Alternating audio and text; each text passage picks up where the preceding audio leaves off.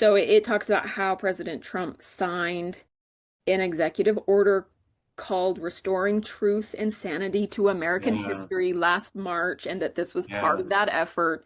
And it's so dystopian because yeah. it's not truth. And like sanity, that's a complete misnomer. It has nothing to Hmm. do with what's happening here. It's called lying. Yeah. It's called covering up history. Well, and it illustrates again just the how apropos it was for her to refer to 1984, Hmm. because one of the starkest, most memorable elements of that novel is how everything is named for its opposite. Right. Right? Within that, authoritarian government, the department that is in charge of propaganda is called the Ministry of Truth, Right. right? And this is something that we grew up with, whether the propagators of it truly understood it or not, whether they were aware of it or not, is the idea that truth is what someone decides it is, Rather than what actually happened. rather than what the actual, Evidence. evidence of reality demonstrates. Yep.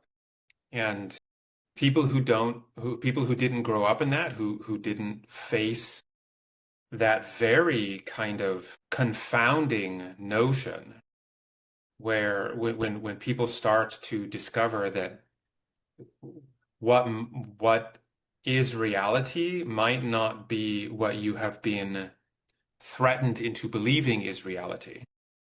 And that's why a lot of, and I'm sure this is true for a lot of groups, but we're former Mormons, so that's our experience. But that's why a lot of people who leave Mormonism say, I feel like I was in the Truman Show and had Yeah, no idea. yeah, Or the Matrix, where it's yeah, like you think one thing is your reality, and then once you step outside of it, you can look back on it with a full like yeah. view of what you were inside of, Hmm. and it's so disorienting. Yeah, yeah, And so real quick, I love that you used the word uplifting earlier because it says here in this Politico article, Trump's order called for public monuments to be, quote, uplifting. wow. He also took aim at displays that depict the U.S. as, quote, inherently racist, sexist, oppressive, or otherwise irredeemably flawed. Hmm. And he says such exhibits foster a sense of national shame.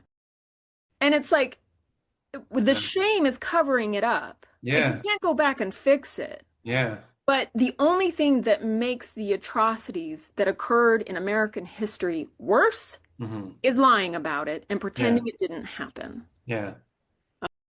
And it's just obvious who this uplifting facade serves, right? Is it Yeah, the 12% of the American population who are of African origin? Absolutely not, of course not. right? And with with a population the size of the US, we're talking about millions and millions and millions of US citizens Yeah. essentially being told, Yep. sit down and shut up. Exactly. And it doesn't, the oppression of one group of people doesn't ever just end there. Even though in this particular example, we're talking about the 12% of African American citizens of our country, it bleeds out to Yeah, every other yeah, everyone marginalized else. group, Yeah, whether it's, yeah, Hispanic or whether it's disabled people, whether it's yeah, LGBTQ, it doesn't matter. Like that oppression spreads out. The only group of people this protects are white men, and yeah, even then, only some white men, yeah. not even all of them. Yeah.